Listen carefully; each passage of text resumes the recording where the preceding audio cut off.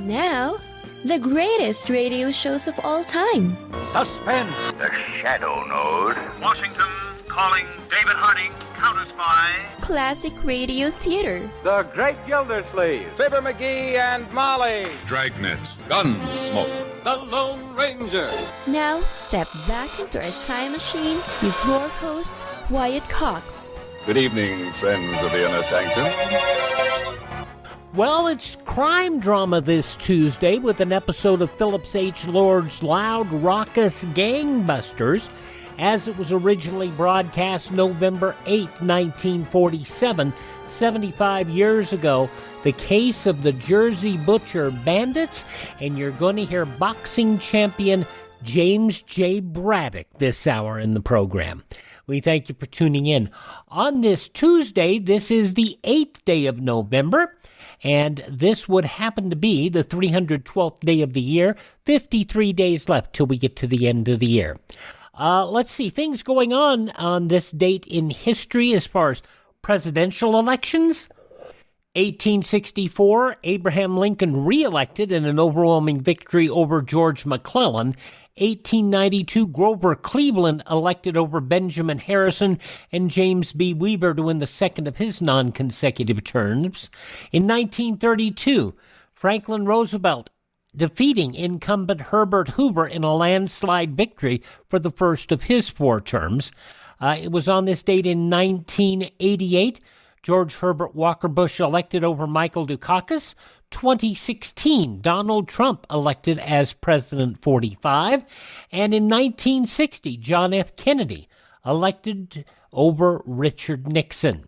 To all citizens of this country, Democrats, Independents, Republicans, regardless of how they may have voted, that it is a satisfying moment to me, and I want to express my appreciation to all of them and to Mr. Nixon personally. The next 4 years are going to be difficult and challenging years for us all. The election may have been a close one, but I think that there is general agreement by all of our citizens that a supreme national effort will be needed in the years ahead to move this country safely through the 1960s. So now my wife and I prepare for a new administration and for a new baby. Oh, yes, JFK, the youngest man ever elected president on this date in 1960.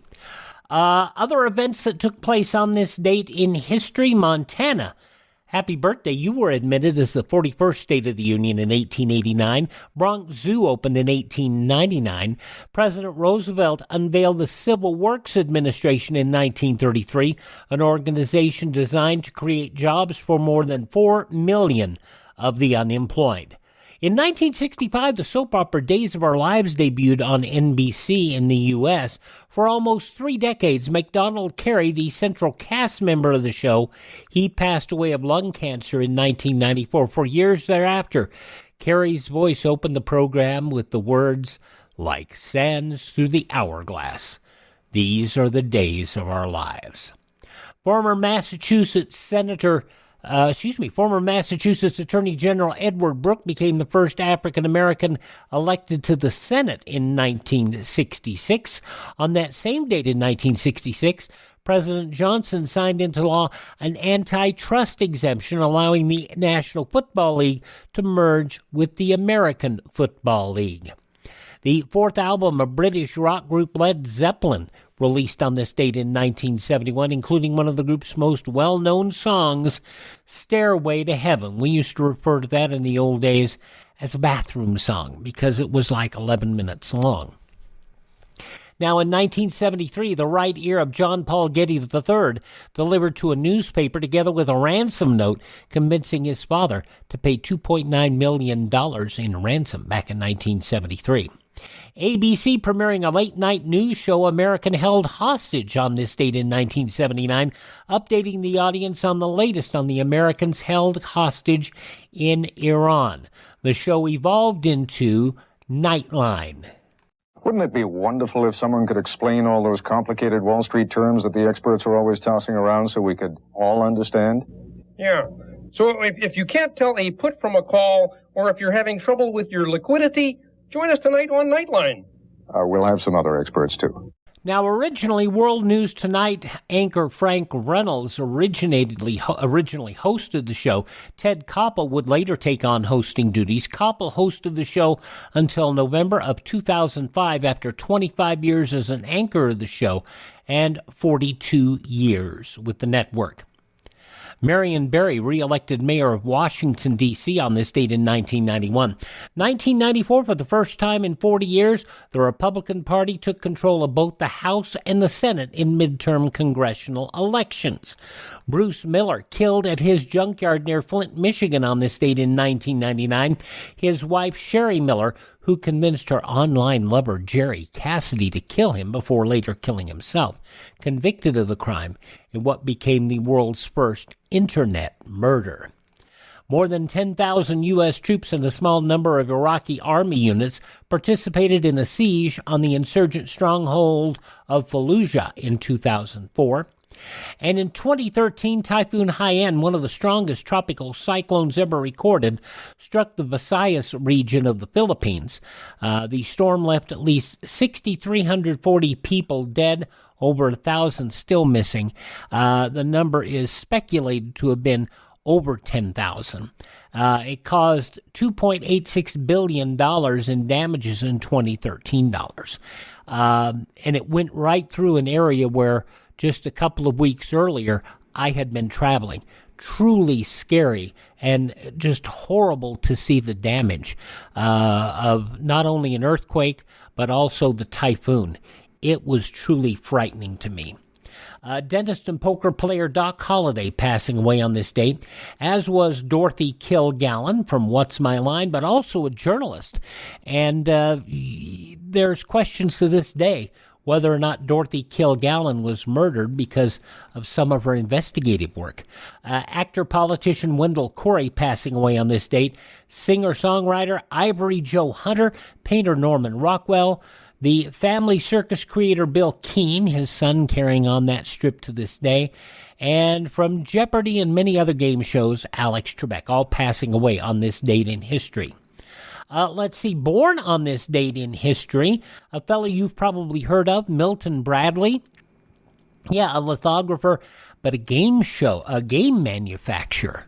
Yeah, the Game of Life and many others. Esther Roll from Good Times, born on this date.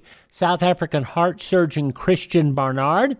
Actor Joe Flynn, and you remember him well from McHale's Davy. What? Singer Patti Page, How Much Is That Doggy in the Window? Actress Darla Hood from the Our Gang comedies. Journalist Morley Saper, and Minnie Riperton, who had a wonderful voice. Loving you is easy 'cause it's beautiful. One of the first people to really take hold of that, what they call the whistle register. She got some of those songs. I have no idea how she sang a lot of that stuff. Singer Bonnie Raitt, I can't make you love me if you don't. 73 years old today. From Hill Street Blues and St. Elsewhere, Emmy Award-winning actress Alfre Woodard, 70 years old. Singer Ricky Lee Jones, Chucky's in Love, 68 years old today. Teen Idol Leif Garrett, 61 years old today.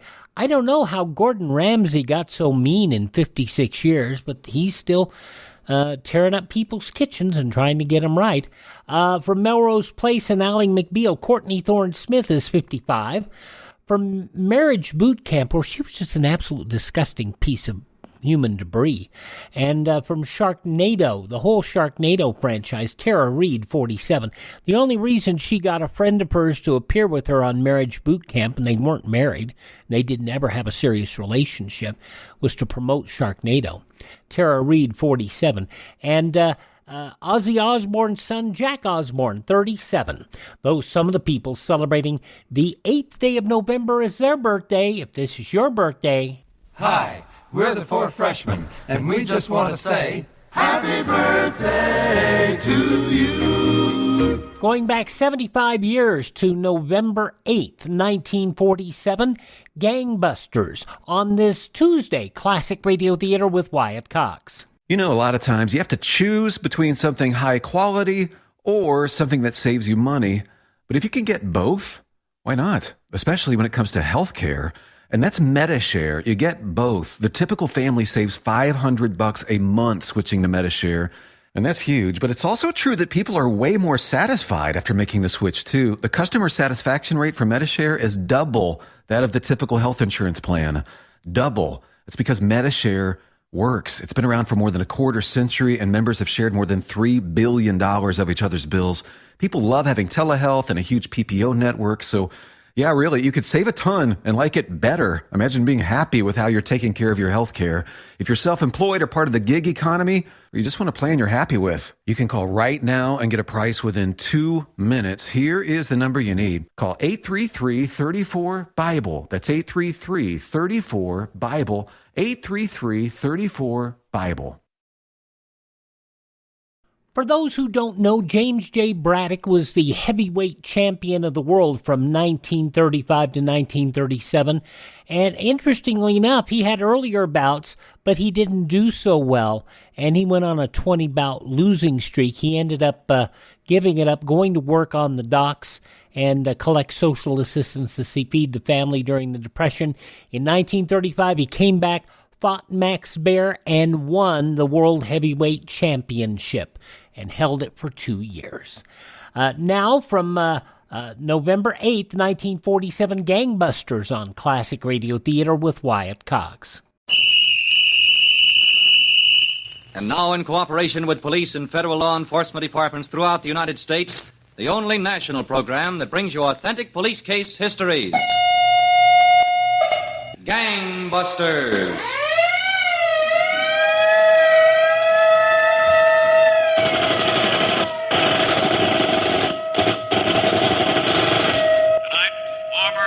Champion of the world, Jim Braddock, narrates the case of the Jersey Butcher Bandits, who netted $250,000 in hot dollars until persistent detectives matched a cream-colored sedan with a snapshot taken on a bathing beach. And now to Gangbusters and facts that show the operation of our law enforcement officials in their war against the underworld. Gangbusters has a special narrator for tonight's case. Former heavyweight champion of the world, Jim Braddock. The inside facts in the case of the Jersey Butcher Bandits. You know, Mr. Braddock, Gangbusters listeners usually expect to hear our case histories narrated by police officials. I know it, Don Gardner, and the name is Jim. The two detectives who worked on it are close friends of mine. One of them was my sparring partner. I saw them work for 48 hours without sleep and for weeks without taking a day off. So I called you up.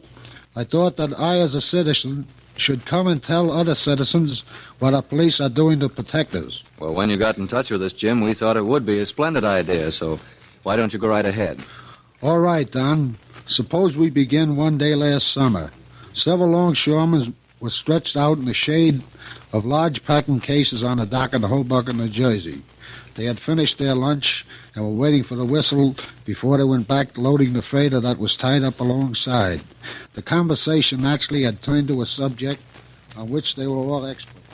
Yeah, and I'm telling you, that's what he did it in. Ha! 141 and 3/5. You're talking through your hat, Sud. You don't know a thing about it. Who don't know a thing about what?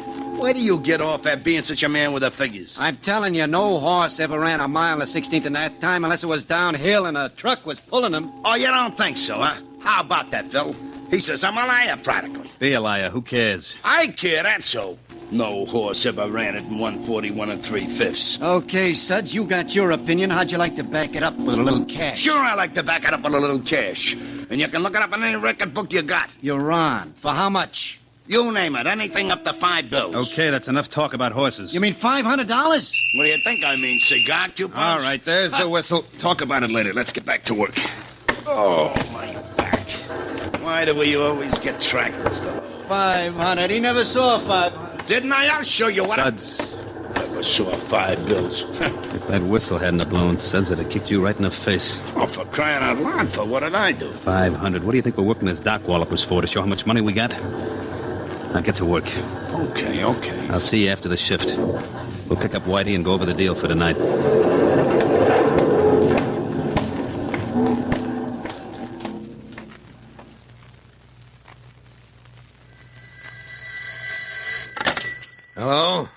Detective Sullivan. Yes? Mike Hoser. Sorry if I woke you, Pat, but those boys have been at it again.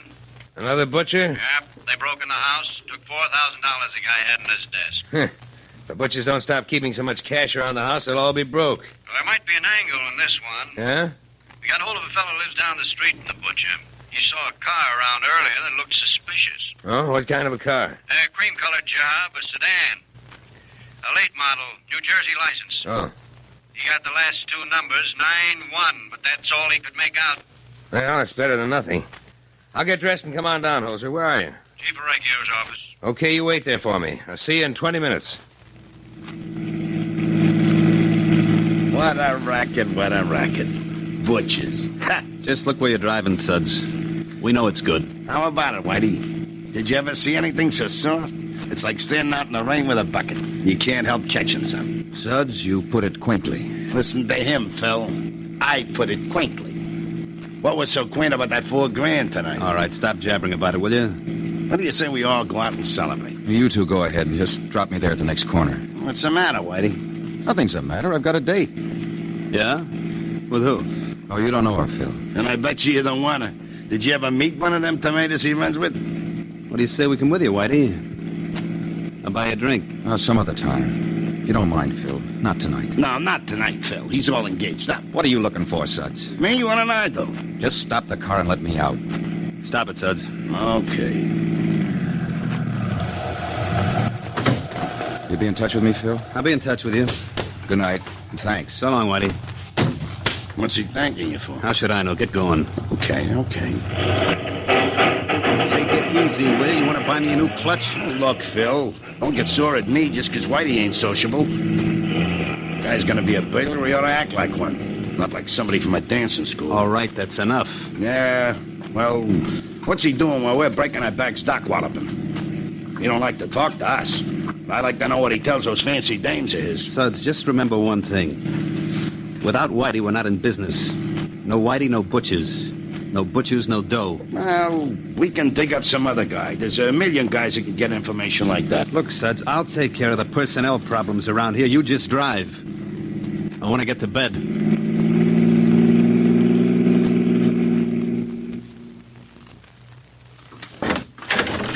Hello, Chief Orecchio. Hello, Chief. Have a seat, Sullivan. Thanks, Chief. Sergeant Moser. Thanks. All right, now, what's this idea? Well, we thought, Chief... You tell him, Pat. Okay. Chief, we know the last two numbers of the car. We know it was a cream-colored job, probably a Dodge. We want to go through all the Jersey registrations and see if we can't locate a car that fits that description with the last two numbers, 9-1. Well, you know, there's over 1 million cars registered in the state. We know it, Chief. And that car might not even have been involved in the burglary last night. So you don't think it's such a good idea, then? Oh, just a minute, Sergeant. Who said it wasn't a good idea? These men have burglarized the homes and held up the shops of a dozen butchers. Their take has run to nearly $250,000. It's any chance at all of getting them, I'm for it. Okay, Chief, we'll get busy on the registrations right away. Just a minute. Yes, sir?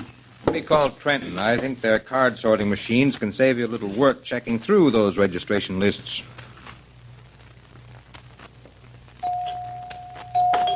All right, I'm coming. Hello, Kay, honey. Whitey. Oh, Whitey. Let's never fight again. I wasn't looking for a fight, honey. I was in a bad mood last night, and I'm sorry. But you said you'd be here at 10 o'clock. It was nearly 1 this morning before you came. Kay, I had business. I should have phoned. I didn't. I'm sorry. Here's something for you. Flowers. Yeah. Oh, Whitey. I love you so. Have you got a drink around here anyplace? Oh, sure. Whitey, let's get married. Let's get married right away. I'd love to, honey. More than anything in the world. Then why don't we? Well... Well, what? I don't know. I can't, that's all. I know you do all right in business. You always got plenty of money. Well, money's got nothing to do with it. Then what is it? I've got to make up my mind about something. About what? Look, Kay, get me that drink. I've got to go. Go? Where? Business. I've got to go out on business. Whitey, If we're going to keep on, this has got to stop. I can't wait here night after night wondering whether you're going to show up or not. I can't sit around worrying about you. Okay, don't worry about me. Don't even think about me. Don't... Oh, honey, I'm sorry. You're always sorry, Whitey. Yeah, I know it. Goodbye, Kay. I'll phone you. What about that drink? Forget it. I'm late now. So long.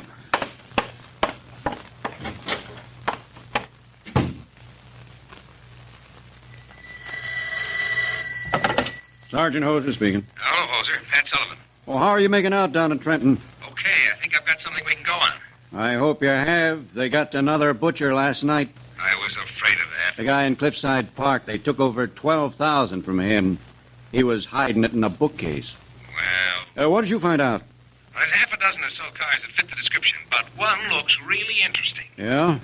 Did you ever handle a guy named DeFelice? Philip DeFelice? I sure did. I sent him up about 5 years ago. Well, he owns a brand new cream-colored Dodge sedan. License number HO691. Well, that looks like the ticket, doesn't it? You said it, Hoser. It really looks like the ticket. Look, I'm leaving Trenton in an hour. As soon as I get back, let's make arrangements to grab this DeFelice with the goods. November 8th, 1947, Gangbusters on Classic Radio Theater with Wyatt Cox.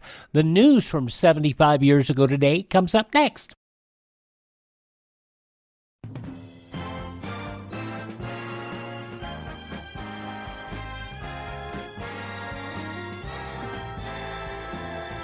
Thanks for tuning in to Classic Radio Theater with Wyatt Cox here on your favorite station. We're listening this hour to an episode of Gangbusters as it was broadcast at on Saturday night, 9 p.m. Eastern Time over ABC, November 8th, 1947. In the newspapers of that Saturday, some 75 years ago, these were some of the headlines. Poultryless Thursdays abolished suddenly yesterday amid the cackles of chickens sent to Washington by angry growers in a Hens for Harry, Leghorns for Luckman campaign. The Citizens Food Committee announced that effective immediately, it's okay to eat poultry on Thursdays, though the voluntary ban on egg consumption on that day will continue. Officially, the committee used the word moratorium, explaining the poultry ban was merely suspended while a new program estimated to save 56 million bushels of grain is tried out by the poultry industry. But no one in Washington expected the Thursday ban ever to be reinstated. Officials feared they would literally be deluged by chickens. It was a situation where they were trying to preserve the grain to send overseas for European relief. The Special House Committee on Foreign Relief proposed unanimously yesterday Congress set up a government corporation to handle both the emergency and long-range Marshall European aid programs. Chairman Christian A. Herter, the Republican of Massachusetts, said that such a corporate agency could be made responsible directly to Congress through periodic examinations of its funds and operation. It would have a bipartisan board of directors appointed by the president and confirmed by the Senate. The committee announced agreement on their proposal after several days of wrangling in closed meetings. Most of the members recently returned from an on-the-spot study of economic conditions throughout Western Europe. Russia yesterday left the United States military, naval, and air attachés off its invitation list to the mammoth parade with which it celebrated the 30th anniversary of the 1917 revolution. Presumably because of this snub, Ambassador General Walter Bedell Smith did not make use of his own invitation, and the U.S. was represented only by Embassy Counselor Elbridge Durbrow. It was believed unofficially that the Russians left off the attachés as a reprisal for the recent failure of U.S. military authorities to invite Russian attachés to a demonstration at the Aberdeen, Maryland proving grounds. The Republican High Command sidetracked the $4 billion tax slashing bill temporarily yesterday, but it will get a highball signal on the legislative main line in January.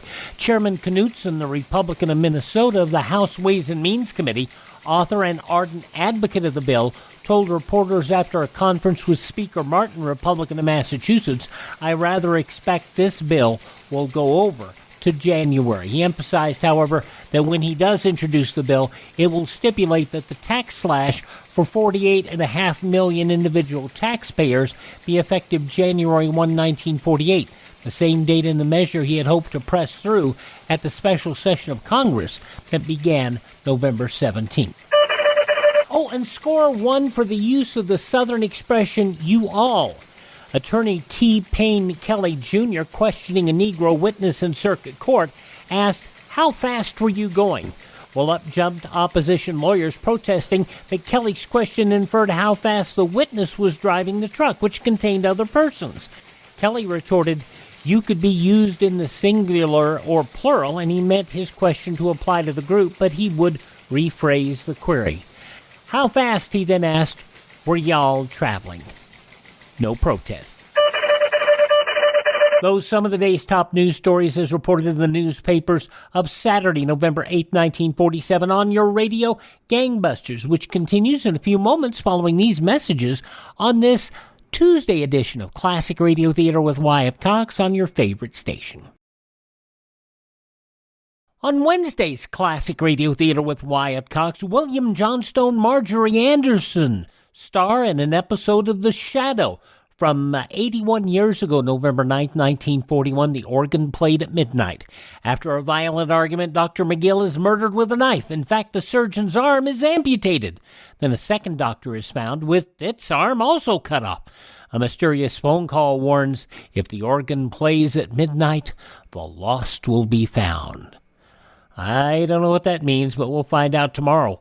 An episode of The Shadow on Wednesday's Classic Radio Theater with Wyatt Cox. But now, the conclusion of Gangbusters, November 8th, 1947, 75 years ago today.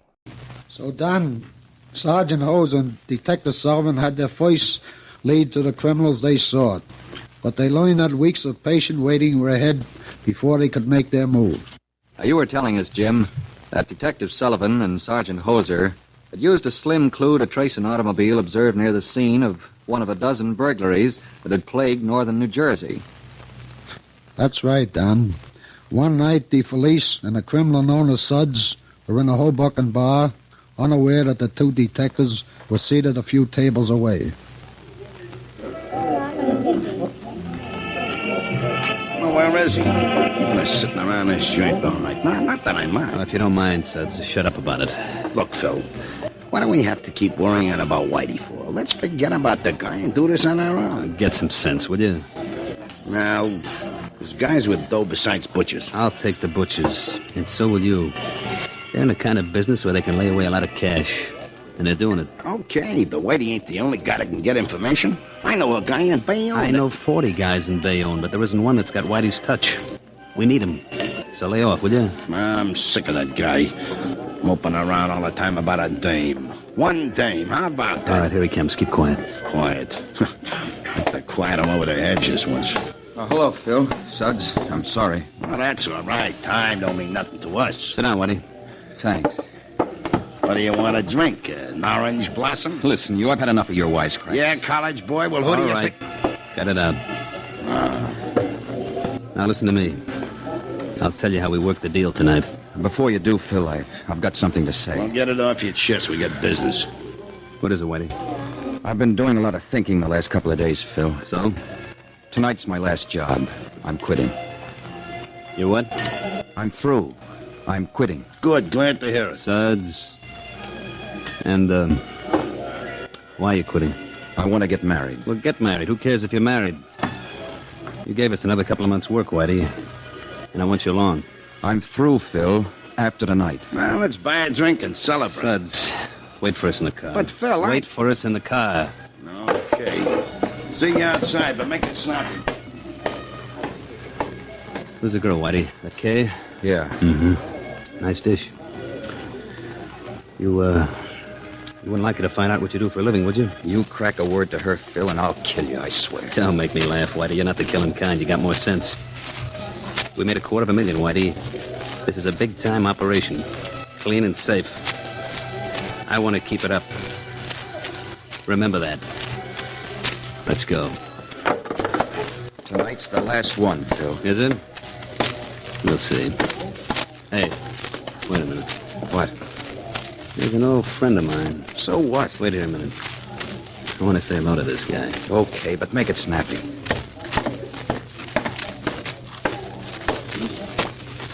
Well, Sergeant Hoser. How are you? Hello, Phil. What are you doing these days? Oh, I'm a reformed character, Sergeant. You taught me a lesson. I'm working hard in the docks. Glad to hear it. I just thought I'd drop over and say hello. So long. So long. Gotta get up early for work tomorrow.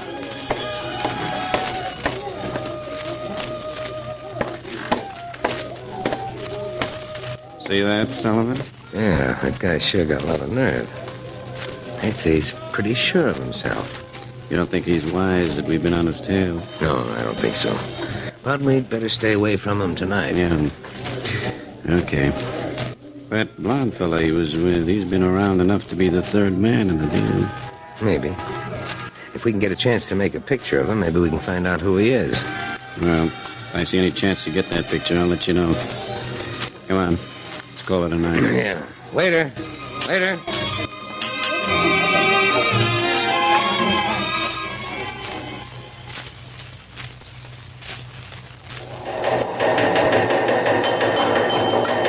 Attention, all districts, departments, and stations. Be on alert for 3 masked bandits held up drive-in restaurant Route 4. Escape with $4,000. 3 masked bandits escape with $4,000 cash.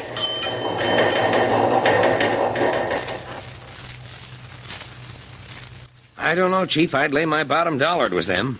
They were in the neighborhood. Well, maybe, Sullivan, but there's nobody that can identify them.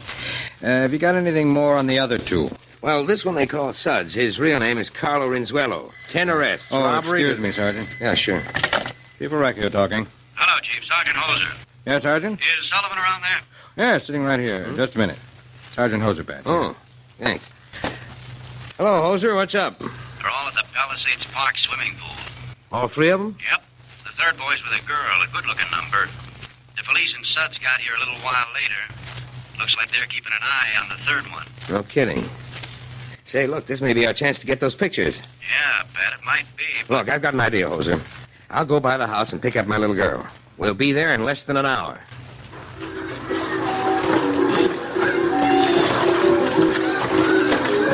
I told you, Kay, I'm getting things worked out. Maybe in another week or so. I don't understand you, Whitey. You're talking such riddles. There won't be any more riddles, baby. Everything's going to be on the square. Someday I'll tell you the whole story. Someday, maybe years from now. All right, Whitey. Someday. Hello, Whitey. You should tell a guy you were going swimming. Oh, Phil. Suds. How you doing, Whitey? Don't answer me. I see you're doing okay. Whitey, It's all right, honey. You don't mind if we sit down, do you, Whitey? Why should he mind? It's a public swimming pool. A little too public. Whitey's told me a lot about you, honey. Oh, that's nice. Yeah, I hear you kids are getting married. Very interesting. Kay, you've been sitting in the sun too long. Why don't you take a dip? But Whitey, Sounds good for a Whitey. Yeah, great. Makes it tan. Go ahead, Kay. All right, Whitey. Get cooled off. I'll be back in a minute. Whitey, Yeah? what's gonna cool me off? Why don't you take a dip? Listen, wise guy, no cracks. Okay, Suds. You know, Whitey, maybe you'll be a happy guy married. Maybe you won't. What do you mean? I mean, maybe you won't get married at all. No? Maybe I ought to do this Kay a favor. Maybe it's the right thing to let her know what kind of a guy she's getting. You try. Still, Whitey? Okay. Let go. We got a job Sunday, Whitey. I want a lot of jobs after that. You're coming with us? Hold it, Phil. That's fine, Eileen. Now smile. Oh, kid. Smile, Keep honey. quiet, will you? That's it. And now we'll make sure. Let me try another one. Oh, for crying out loud. Suds. That's it, honey. Hold it. There. I hope the pictures are good, Daddy. I think they will be. You're a fine model. Now remember, Whitey, you keep working, or the dame gets an earful. Okay, Phil. If you say so, I guess I keep working. I guess you do. And keep that head on your shoulders. We got a big one Sunday. Come on, Suds. Yeah, right with you.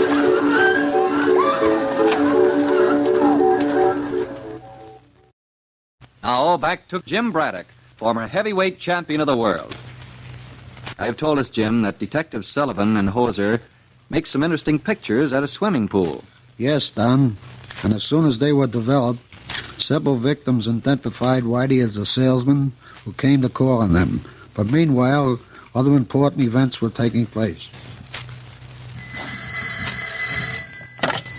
Hello? Hello, honey. Whitey. Get your things packed, Kay. We're leaving tonight. Leaving? For where? I don't know. Any place we can get married. Oh, Whitey. I'll be by around 7, honey. Be ready. Well, I don't know what to pack if I don't know where we're going. Pack everything. We'll be gone a long time. Maybe for good.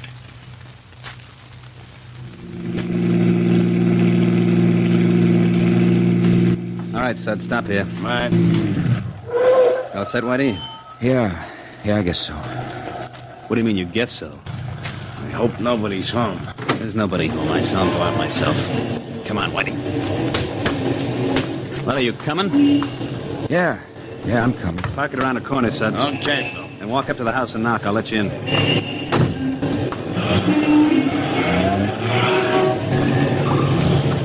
All right, let's get inside, Whitey. There's about $6,000 in that house someplace. Take the side door, huh, Whitey? Yeah, the side door should be easiest.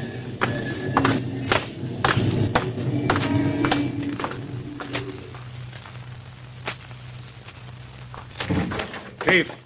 What's up, Jose? Sullivan just called. He followed the three of them to a house on Bergen Boulevard. He watched them break in. They still inside? Yes, Chief. He wants us to hurry right over. Your car downstairs? Yes, sir. It's all ready. Well, let's go.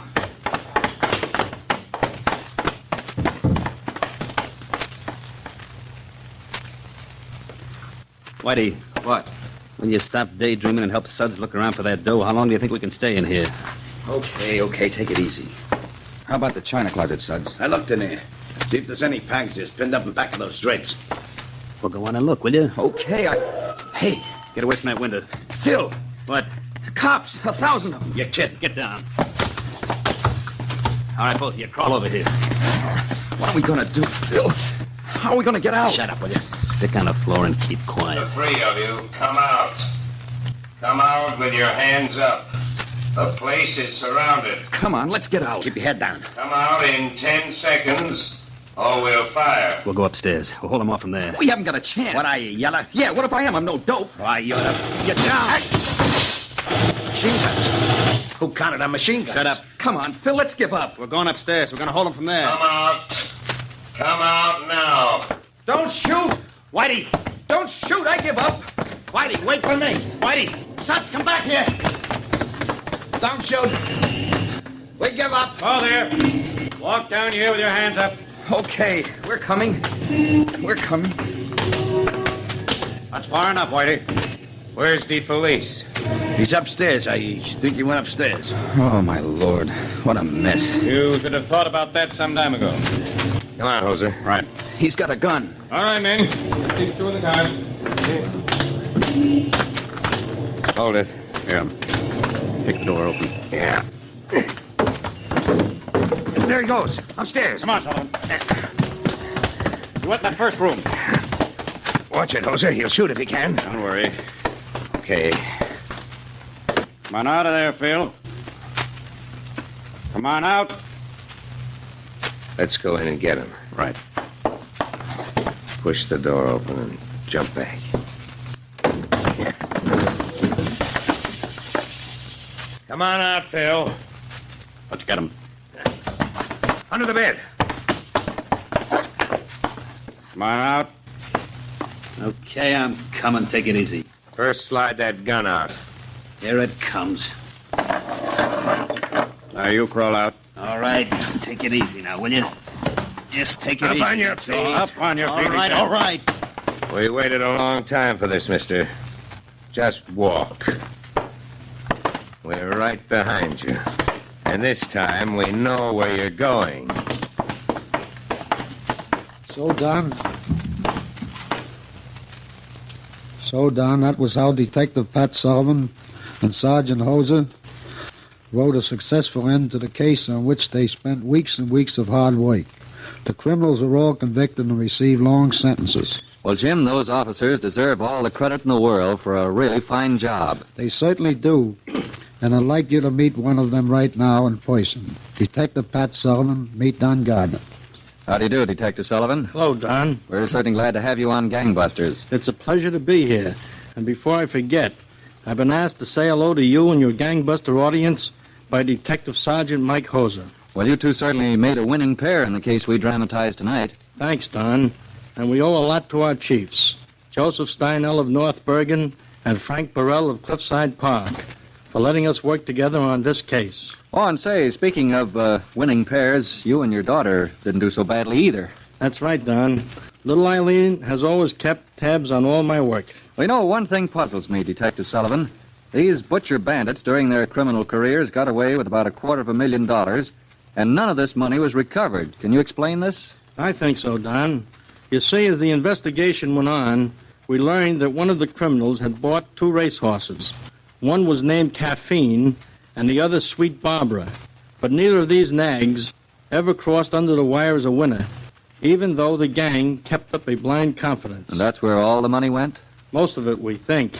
The rest was used to keep them in their short-lived high style. And now, instead of looking into race betting windows, they're all peering out of prison cells. That's about it, Don. Well, thank you, Detective Pat Sullivan, for coming here tonight and being our guest on Gangbusters. And also to you, former heavyweight champion Jim Braddock. It was a pleasure, Don. The only thing I didn't like about it was not being able to sit in my chair at home and listen to Gangbusters. Well, that you can do next Saturday night, Jim. I'll be listening, Don. Good night.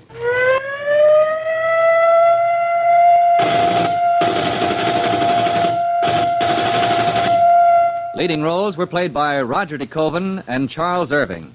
Don Gardner speaking.